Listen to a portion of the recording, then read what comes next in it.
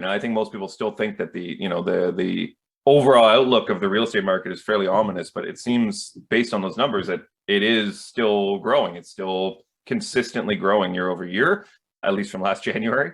But I think, as they said at the beginning of the article, I think there is more confidence now in buyers. I think with the expectation that there will be rate drops, people, even when I talk to people, like, oh, well, rates are definitely dropping this year, right? It's like, well, no, not for sure. Like everyone has kind of just assumed now that they're coming down for sure. So everyone's kind of acting in that manner. And I mean, there's still a strong expectation, but as we've seen the fixed rates, some lenders even increased them last week. You're listening to the Ottawa Real Estate Podcast with your hosts, Paul Stevenson, David Warren, and Greg Campbell. Let's see what's going on in the world of real estate today. Hello and welcome to the Ottawa Real Estate Podcast, your ultimate destination for all things related to the dynamic real estate market in Ottawa. I'm your host, Paul Stevenson, and I'm joined by my esteemed colleague and co-host, David Warren. Unfortunately, Greg Campbell won't be joining us today, but rest assured, we'll continue to bring you insightful discussions, expert analysis, and valuable insights into the Canadian and Ottawa real estate landscape. Whether you're a seasoned investor, a first-time homebuyer, or simply curious about the market trends, you've come to the right place. So sit back, relax, and let's dive into the world of real estate on this Family Day 2024. Wow. I never even know what to say after those intros anymore. Like, they switch up every week. GPT, it's just there's always one part that is just so funny. Like Greg Campbell won't be joining us today, but rest assured, we'll continue to bring you. Rest assured, these guys are not completely useless. Yeah, without Greg, we can still survive. So rest assured. How was the week? How was the weekend, David? Week was good. It's kind of a blur. I'm trying to think of even what happened last week. This weekend has been good. Obviously, it's Family Day today, so at the office, nice and quiet here, which is nice. I can pump out some stuff over without being distracted, which is nice. But overall it was good. I know last week, at least in Ottawa here, there was some mortgage. There was a mortgage conference and some lenders doing some things and whatnot. So I'm trying to rack my brain around what the heck last week even was. Kind of seemed to fly by. I don't know about yours. I don't know about yourself, but yeah, I actually went to the Symposium. The Mortgage Professionals Canada does kind of a countrywide tour, mortgage symposium, kind of city to city, and Ottawa's always their first stop. So it was very good, very interesting to see. Just to kind of be in a room full of agents, like there was 200 agents there, which is great. Obviously, all sorts of lenders and, tech companies and things like that. So some really insightful information, I would say. There was a speaker from FISRA, which was interesting, just talking about, number of licensed agents and number of, mortgage originations and so on. The thing I found most interesting, they had a full section on AI and the different tools available for agents and for non-agents, like just in general, what's coming, which is always, I know Greg and I are always very hip to the know, David, hey, with the AI. And I'm very slow behind. I bring something up between you guys. Are like, yeah, that's from 12 months ago. You Neanderthal. You guys heard of this Chat GPT, eh? You guys heard rumbles of this Bitcoin? You know what that is? Yeah, no, so it was really good. The one thing I took away, there was a few really interesting lenders that I hadn't met. There was a new construction lender, which in Ottawa, is very few and far between. It's basically two, one of which isn't lending money right now. So there's basically one construction financier. So this is the second one based out of Toronto, kind of coming to Ottawa, talked to them for a while, seemed really good. And then the second one was actually a rent-to-own company, which I know you and I talked about afterwards. So rent-to-owns, I think when we first got into brokering, like 2013, we got a lot of questions about rent-to-own. It seemed like it was more common, and maybe that's just because we were inexperienced and those are the files we were getting. But it felt like a lot of people were asking questions about rent-to-own, and then it got to a point where nobody was doing it anymore. Like we just couldn't even find a lender that was doing rent-to-own.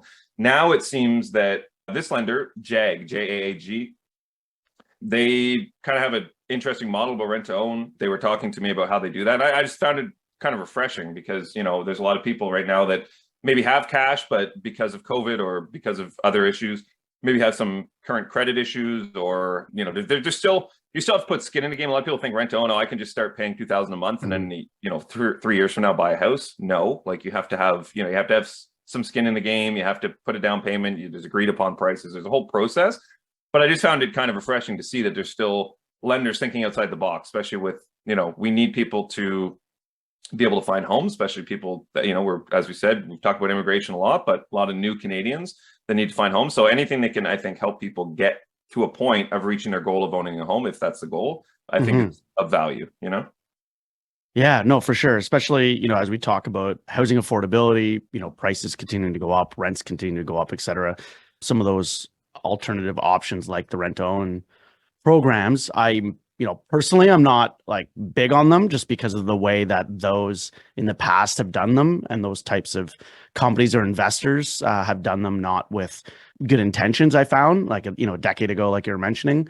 So I'd be interested to revisit it more. But really, at the end of the day, lenders being more creative and talking about different ways in which people can get into a home, because like you said, saving for a down payment is very hard, and not everyone has the bank of mom and dad to dip into. And so, some of those programs can be good to help kind of bridge that gap. There was, on the housing front, I mean, there was, I was at a lender panel on Wednesday.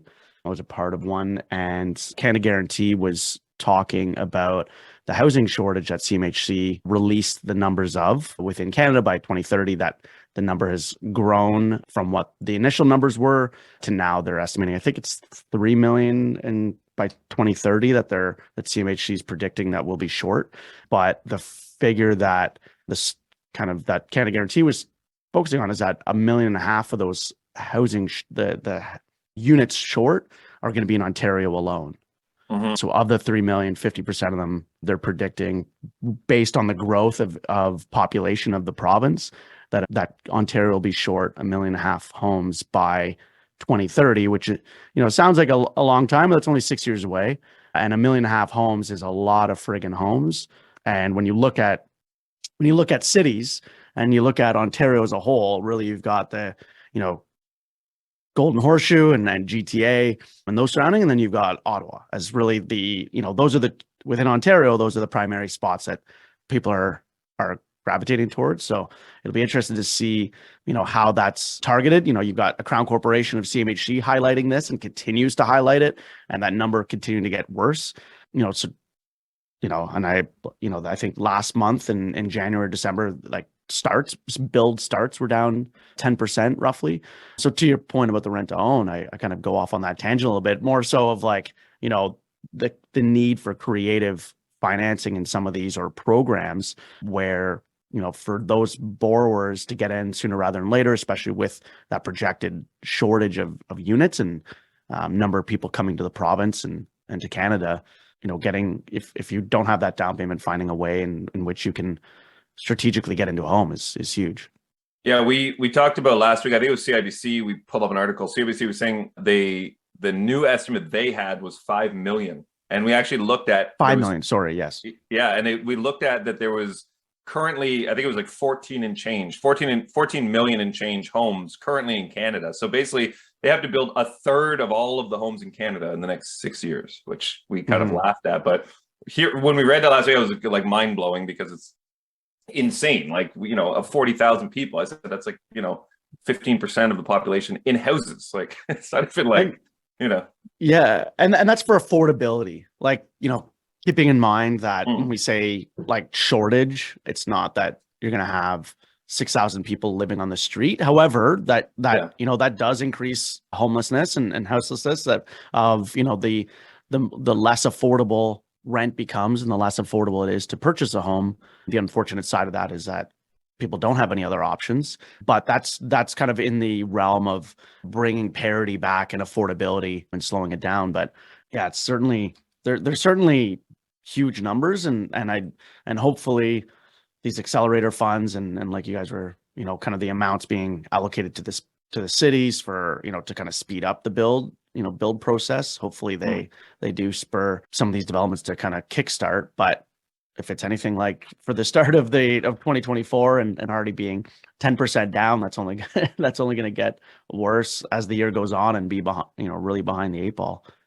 Yeah. And another article I was reading this morning talking about the sales in January are actually up. So it says January marked the second straight month of higher home sales in Canada, which are now up 22% from a year ago. So this all comes into play, right? Like this housing shortage isn't just like, oh, Johnny needs a home, let's find one for him. It's actually like homes are also selling, and then it creates less supply, which then creates an even further need for new homes, right? So it says economists are attributing the increased sales activity to favorable weather in many parts of the country and improving buyer sentiment at the prospect of Bank of Canada rate cuts later this year. Home sales in January were up 3.7% from December, which follows December's 7.9% month-over-month gain. According to the data from the Canada Real Estate Association, CREA, despite the gains, however, CREA noted that sales activity remains roughly 9% below the 10-year average. So there's actually a chart in here that shows the cross-country roundup of home prices. I think Stephen had it up there a bit earlier, but it shows based January 2023 and January 2024, the actual price change. So it says, here's a look at select provincial and municipal average home prices as of January. So BC, it looks like, had the highest. Oh, no, actually didn't. Alberta, 12.4% increase from last January. BC was 10.8%. Ontario, 2.9%. Quebec, 9.4%. Manitoba, 10%. New Brunswick, 7.3%. And then it goes into actual municipalities. So Ottawa, as an example, is up 3.2% from last January. The only decline in the whole chart, where there's probably 20 to 25 provinces and cities, is, where was it? I just saw it. Barrie. Yeah, well, Greater Toronto, it says, was down 0.4, so 0.4%.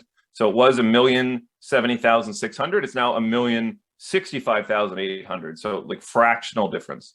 And Barrie, you're right. Barrie was down 0.6 from 771 to 766. So again, very nominal changes. Now those have probably recovered as well. Like I think if we'd looked at that probably in, October, November, December, they probably would have looked a little more dreary compared to January. But there has been a bit of a rebound December, January. So it'd be interesting to see where that trends. But I think the general sentiment is that things are, negative right now. I think most people still think that the overall outlook of the real estate market is fairly ominous, but it seems based on those numbers that it is still growing. It's still consistently growing year over year, at least from last January. But I think, as they said at the beginning of the article, I think there is more confidence now in buyers. I think with the expectation that there will be rate drops, people, even when I talk to people, like, oh, well, rates are definitely dropping this year, right? It's like, well, no, not for sure. Like everyone has kind of just assumed now that they're coming down for sure. So everyone's kind of acting in that manner. And I mean, there's still a strong expectation, but as we've seen the fixed rates, some lenders even increased them last week slightly. So yeah, anything can still happen, right? Who knows? Yeah, I think as long as Canada's economy has been in the dumps the last several quarters, but the US keeps thriving. And I know we touched on it a few weeks ago, but that's really what's been propping up our bonds and keeping fixed rates elevated. We are so closely tied to the US, and the US economy is absolutely thriving. Inflation is not even just sticky, it's even increasing. Their unemployment rate is dropping. Like they keep adding record numbers, and what the consensus expectation is in the US for figures, they keep blowing past that, and that's what's keeping the Canadian bonds up, because it's keeping the US Treasury T-bills up, and we're seeing that impact. But our economy is not thriving. We're at a negative and a 0% growth and a negative growth in GDP, when our population has been growing at over 3%. So really we would be, if the population was not growing and there was an international injection of cash with these new to Canada, the immigration, that we would be drastically down and drastically negative. But so there is a little bit of a kind of confusion, if you will, that inflation or numbers are being propped up, or the bonds are being propped up, but really that's because of the US economy that we're not seeing that drop in rates. And that's what is only going to contribute to the US or the Canadian Bank of Canada dropping the policy rate, like overnight rate. To the delay could just be because the US is so strong that the US Feds can't move their lending rates, because if they, if we act too quickly, then our dollar gets impacted, and that really, kind of has a snowball effect within the economy as well if there's too much spread there. So it's, I know that there's all the banks, and even this week, economists are still talking about and expecting a mid-year drop and by the Bank of Canada, but it'll be interesting to see kind of how it kind of rolls out. And then as that expectation, like you were saying, of that rate drop, of how many people get back, are coming back to the market, under that expectation and setting closing dates 4 months out, whatever it may be, kind of around that time frame. But it's really interesting. I know I've been having, and I mentioned it a few weeks ago, like the amount of renewal conversations that I've been having, because people are, payments coming up, they're up for renewal, they're in the low threes, mid threes, high twos, and their rates for renewal are around 5%, low fives, that it's a big jump in payments. So it's always like that budget conversation. What's your monthly budget? What's your, and I find that's, in those conversations, it's all like, well, we can lock in rate now, but let's just wait to see what the Bank of Canada does. And maybe I'll go back to, maybe I'll switch to variable. And there's a lot of those conversations, which I think is indicative of how the overall market thinks for those home buyers that are sitting on the sideline as well. Yeah, we talked about it last week, the going back to the numbers, like the US numbers and so on, even those, like the employment numbers that came out in January, like they seem super favorable. And I'm sorry for everyone who listened last week, but they seem super favorable. But when we broke it down, there was, I think net 33,000 new jobs created. And of that, 44,000 were part-time, and it was 11,000 full-time job lost. So, we lost 11,000 full-time jobs, and whatever it was, 40,000 part-time jobs were created. So it looks like, oh, great, there's 33,000 new jobs created. Like the job market's super strong, but those 33,000 jobs are probably, 10 hours a week, 15 hours a week, like just odd jobs that people are doing. Might even be like Uber Eats, things like that. People that are just trying to stay afloat after losing their full-time job. It's not, I think it's not like an I think they're mostly government. Job. I think they're mostly, I believe they're mostly government positions. They weren't public sector, and government positions don't contribute to GDP, and they don't actually, they're paid by taxpayer dollars. So it's not actually, it's actually impacted the economy even more so, because those are jobs that you need, those public sector or private sector jobs for those taxes in order to pay those public sector jobs. So I thought that was interesting as well. Like, as far as the numbers are concerned, it's kind of like a false sense of hope or narrative as far as how the economy is doing. Yeah, like that's what I mean. Like the headline, like 33,000 new jobs. Everybody's like, wow, like, a lot of jobs being created. And that's really as far as most people get, right? It's like, okay, well, let's break that down a little, like just one step further, and then it changes the whole outlook, the whole perspective of that headline.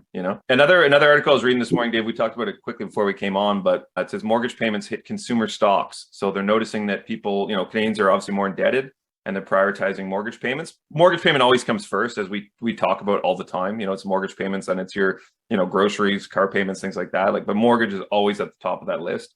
So I'll give you a little snippet of this. So it says, the delay in rate cuts from the Bank of Canada has impacted consumer stocks as Canadians with high debt place mortgage payments as a priority over non-essentials.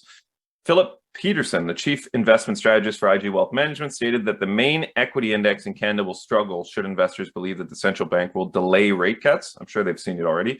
Following U.S. inflation data being hotter than initially expected, traders have shown pessimism that the central bank will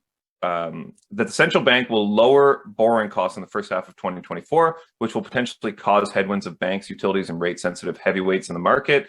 If interest rates are pushed off, then the upside of those stocks gets pushed off as well. It says, notably, shares from Canadian Tire Corp, a big box retailer, fell after the firm reported earnings of $3.38 per share for Q4, which was far from forecasts. Greg Hicks, Canadian Tire CEO, stated that the uncertainty surrounding interest rates has resulted in its management adjusting operations following weakening demand for discretionary items compared to essential goods. If the intent of restrictive monetary policy was to curb consumer demand and slow the economy, we would certainly say the policy strategy is working. Thought that was relevant because, every week we're talking about the rate cuts and so on, but it doesn't just impact mortgage holders. It impacts everyone, like everyone who has any sort of debt that is on a revolving portion. And that's a lot of businesses have, business lines of credit, or, people with different car loans and things like that. All of these things are impacted by these high rates. And the longer the rates stay high, the more and more and more challenging it becomes as those payments stay high. People can weather the storm for so long, but then eventually, as I said, like people are no longer going to go to Canadian Tire and spend that extra $200 or whatever it is, they're going to save it or put it towards something else, right? And that's what they're saying. It's not going to stocks or even investments. It's going towards essentials. Mm-hmm. I think Canadian Tires is like a good, I find them a good store and a good retailer to kind of focus on. And the reason being is that they cover so many different industries and sectors. Yeah. As far as like what products they sell, everything from automotive parts and just gadgets to your home cleaning and home decor to like your kids' toys to, they've got party cities in there now. So like your party decor, like they cover every wide ranging area of they own Sport Check life. too. No. Yeah. But within, and sporting goods and all that. So you're seeing, like, I find Canadian Tire, looking at their retail numbers, is a really good indication of where the overall market is. And I think that's probably why they had them in this article, was just because of that. And I remember months ago, my sister-in-law works at Canadian Tire head office, and she'd mentioned what their store sales were down, and it was like down 20% on Thursdays, because I guess they're like week over week they'd been down on, I guess, Thursdays when their flyer comes out, and so that's usually their biggest sales day, and it was down drastically, and that they'd been seeing. And so kind of hearing that they missed expectation significantly I think is obviously important news as retail numbers kind of come out and continue to come out for December. And I'm sure this is happening, but people like, I think his name was Hicks, right? Is that what his name? Yeah, said Hicks.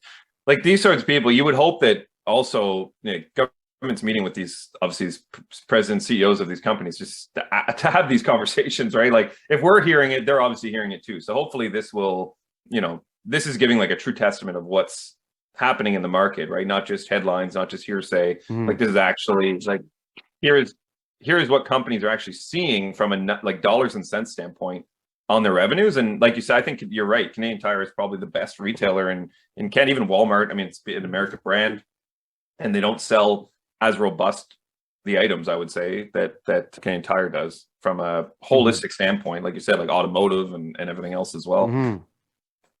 Yeah. No, I mean, it'll be interesting to see kind of how that rolls out. And then as the year goes on, I can't believe it's almost already, we're in the latter half of February already, which is pretty crazy.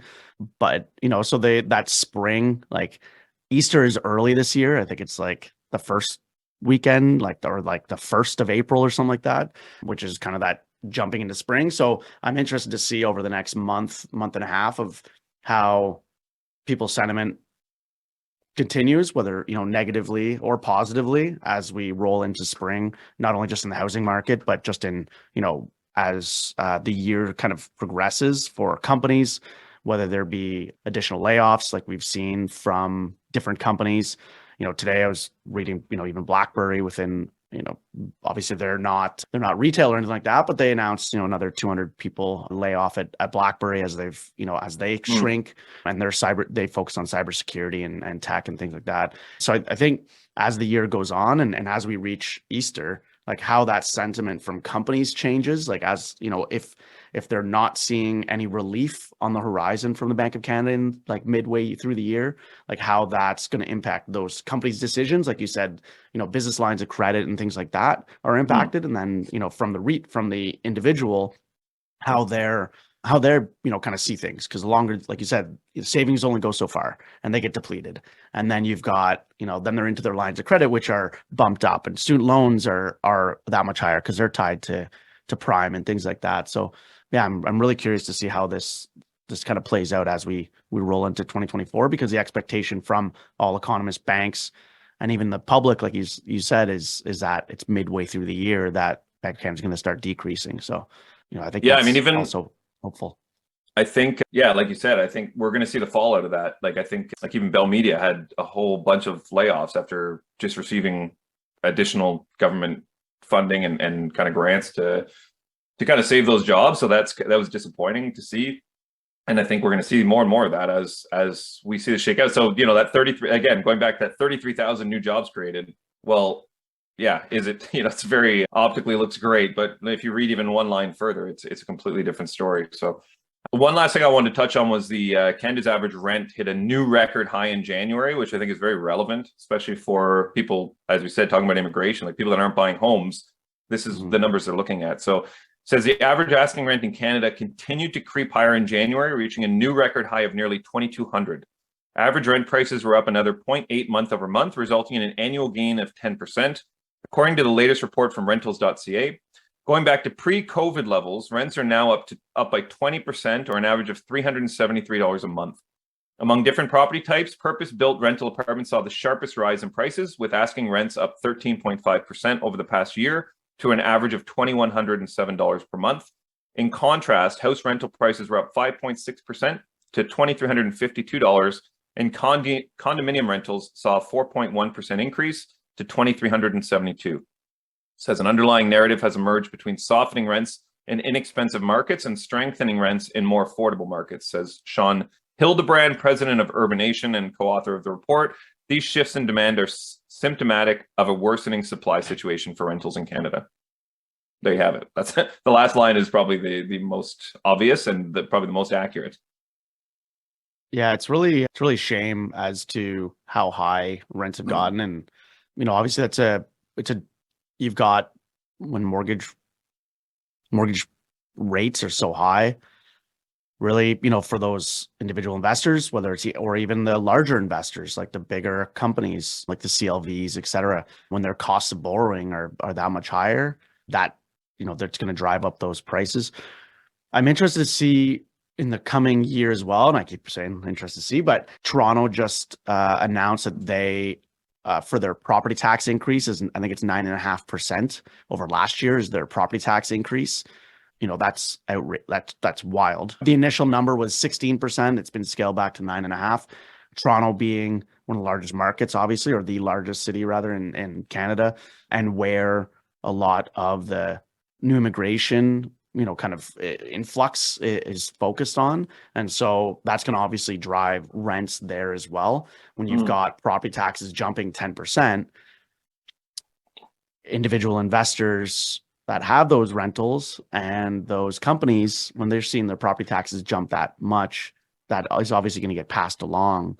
They're not going to be able to just eat that 10% increase. So the unfortunate thing is that I don't see that dollar amount decreasing anytime soon with because Toronto's going to prop up the numbers across Canada. So right. Removing Toronto from the numbers, it's probably, if you remove Vancouver and Toronto, that number is probably significantly less, but those are the most populated cities. So it obviously makes a big deal and is telling. So I think that 10% increase in Toronto property tax is going to be tough on renters, not just the homeowners that are already seen their payments increase, but those. I mean, I see it in Ottawa. Like I'm in Centertown.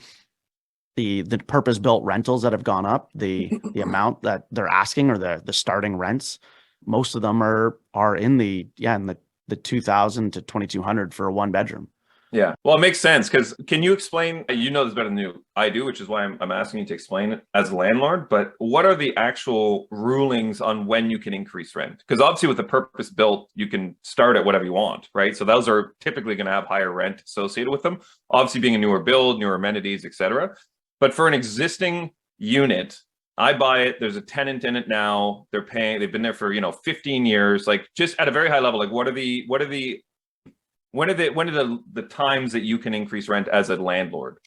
Yeah. So if your build is pre 2018, then you can only increase once a year based on a CPI increase amount. So every year it's set based on where inflation is, et cetera, and it's a scaled down amount, but it's typically in like the 1% to 3% of what you can increase rents. Like, so if a tenant is staying in your unit for an extended period of time and your build is pre 2018, then you can increase based on that set percentage. And it's only once a year that you can increase it. When there's a turnover of a tenant, then you can, set that rent to whatever you want for that, when you're marketing it again. And then for builds post 2018, you're not constrained by that same restriction. With some of these purpose-built buildings and things like that, when we talk about downtown, there's a program called an MLI Select program. It's funded by CMHC. There's 3 components within it to get kind of longer amortization, or favorable insurance premiums, and it's based on accessibility, affordability, or efficiency. or efficiency. And so those three categories, there's different percent points in order to get the more favorable terms, if you will. And you can combine all three, or you can focus on just one. And there is an MLI Select construction program with CMHC as well. So a lot of these builders are getting funding through that program. And with that, they're having to maintain at least 30% of their building is under that median. They have it's 30% of the building has to be at least, I think it's 20 or 30% below that median rental amount for that area.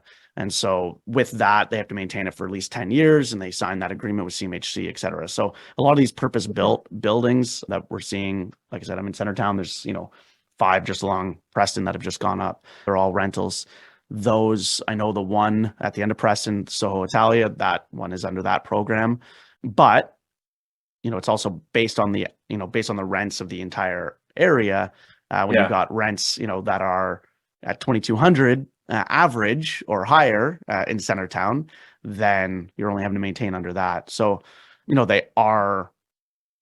it's a reasonable program, but there is ways in which it can be, manipulated, if you will, to either address affordability, or if you're purpose built, you're hitting those energy efficiency metrics anyways, and you're not having to focus on affordability, and you can still get those favorable terms.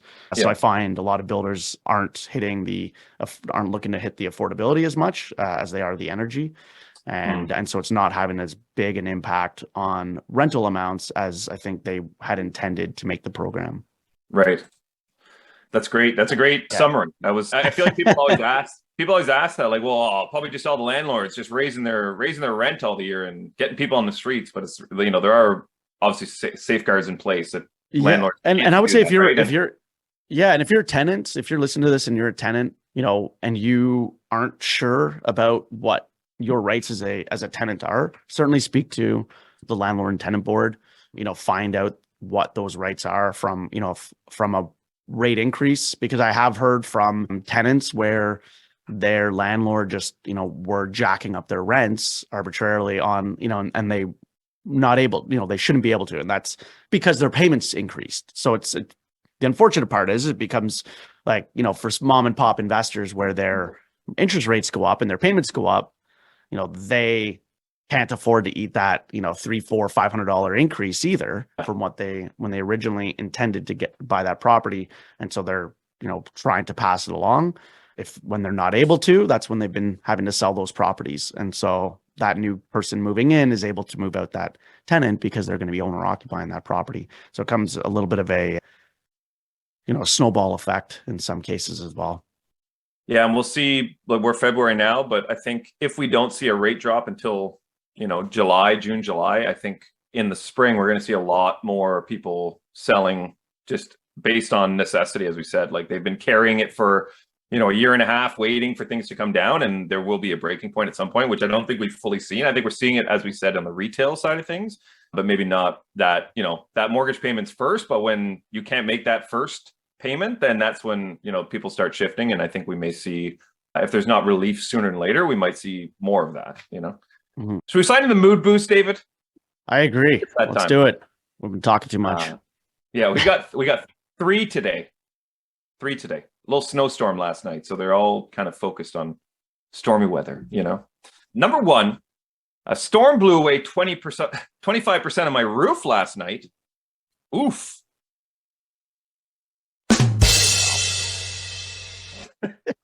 Even Steven was delayed on that one. Is that it? Number two, the recruiter told me the pay starts at 40,000, but can go up to 80,000 later. I decided to start later. If only it was that easy. And number three, I just crashed my Kia. Now I have a Nokia. Wow. I actually do like that one. Yeah. Nokia was awesome back in the day. When they had that bar phone, the OG bar phone. I was telling As my soon as you kid said, that's my- exactly what popped in my head. Was just like, that one square Nokia. 100%. My first cell phone didn't even have a full screen on it. It was just like, it was a black and white screen that you could only punch in 7 digits. It was before there was even an area code needed in Ottawa. So you couldn't text, calls only. I think I had 40 minutes on my plan, like 40 minutes a month, and it was like $20 or something. Anyways, and only in local calls, obviously. All right. Well, thank you everyone for tuning in today. We'll be back next week on Monday. Shows are released Tuesday morning, 10 a.m. Thank you as always for listening. And if you haven't done so, make sure to go over to Faces Magazine. I think nominations end beginning of March. So we got a few weeks left. We were nominated for Podcast of the Year. And Greg and I are still doing our push-ups. We got a week left. Look at those guns. They're coming. They're coming. I got about, I think I got 600 push-ups left roughly in our 2200. So we're getting there. We did 177 the other day and my shoulders are melting. So we're Good getting there. for you. That is. We're getting there. Now we'll put the link in the chat. So if anyone wants to donate, it's for the Canadian Mental Health Association. Great cause, great awareness to be created. And thank you as always for listening. We'll be back. Have a great week. Deuces.